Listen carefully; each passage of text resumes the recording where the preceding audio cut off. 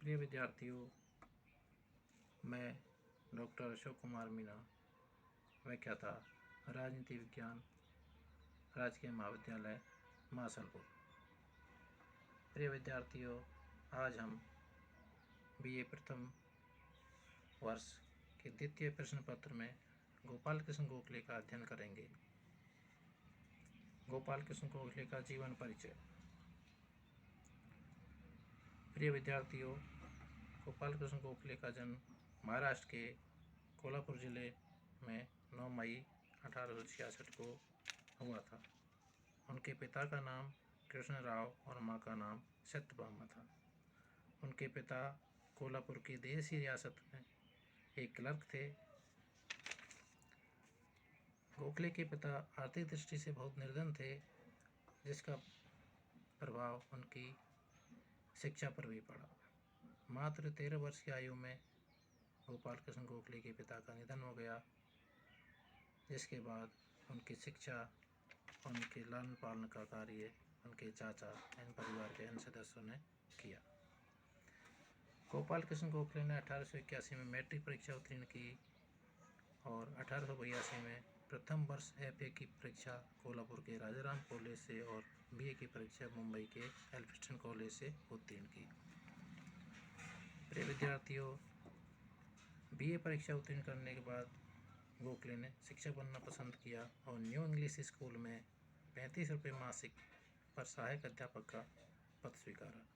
इसके बाद दक्षिण शिक्षक समाज का आजीवन सदस्यता ग्रहण की और 75 रुपये मासिक के वेतन पर 20 वर्ष तक इस संस्था का सेवा करते रहे। न्यू इंग्लिश स्कूल इस दक्षिण शिक्षक समाज की ये संस्था थी जो आगे चलकर फर्गुसन कॉलेज के नाम से प्रसिद्ध हुई और गोपाल कृष्ण गोखले इस कॉलेज में अंग्रेजी और इतिहास के प्राध्यापक पद पर कार्य करते रहे। प्रिय विद्यार्थियों, 1902 तक उन्होंने पूर्ण निष्ठा और समर्पण भाव से दक्षिण शिक्षा समाज की सेवा की। इस प्रकार 20 वर्ष व्यतीत करने के बाद वे इस संस्था से निवृत्त हो गए। प्रिय विद्यार्थियों, इस शिक्षक के रूप में उन्होंने बहुत यश प्राप्त किया। अंग्रेजी भाषा, साहित्य के अलावा इतिहास, अर्थशास्त्र में भी उन्होंने विशेष योग्यता प्राप्त की। उन्होंने अपनी सादगी, उच्च नैतिकता, कर्तव्यपरायणता, स्वावलंबन, सत्यनिष्ठा, देशभक्ति के गुणों से अपने विद्यार्थियों की जीवन दृष्टि को अत्यधिक प्रभावित किया। गोखले का जीवन दक्षिण से समाज के प्रति समर्पित था और उन्होंने इसके विकास के लिए अनेक स्थानों की यात्राएं भी की। इस प्रकार उन्होंने संस्था के माध्यम से सार्वजनिक जीवन में भाग लिया और विशिष्ट अनुभव प्राप्त किए।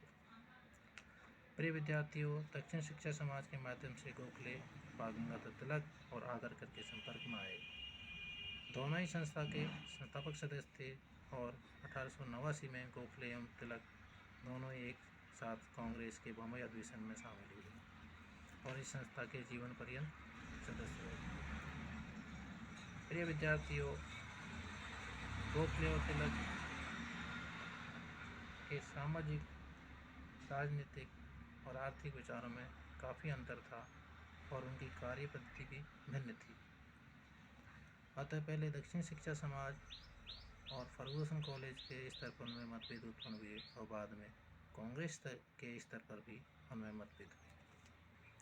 आगे चलकर ये मतभेद इतने तीव्र हुए कि गोखले और आगरकर ने 1895 में दक्षिण शिक्षा समाज की सदस्यता का त्याग दिया और महादेव गोविंद रानड़े की प्रेरणा एवं मदद से 1896 में दक्षिण सभा नामक एक नई संस्था स्थापित की।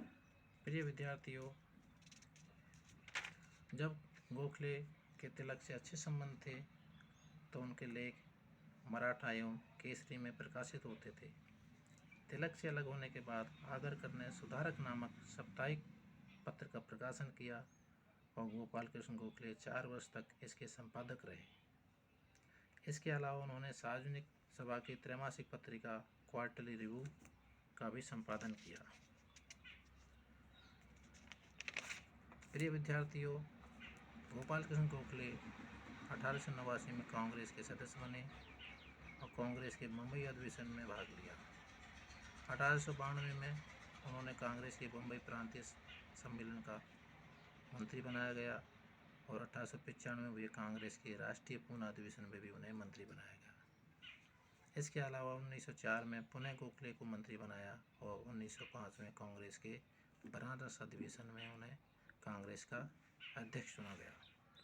प्रिय विद्यार्थियों, गोपाल कृष्ण गोखले ने 1897 से 1914 तक इंग्लैंड की 7 बार यात्राएं की और प्रत्येक यात्रा का उद्देश्य भारतीय जनता के आर्थिक प्रशासनिक हितों की रक्षा एवं वृद्धि करना था।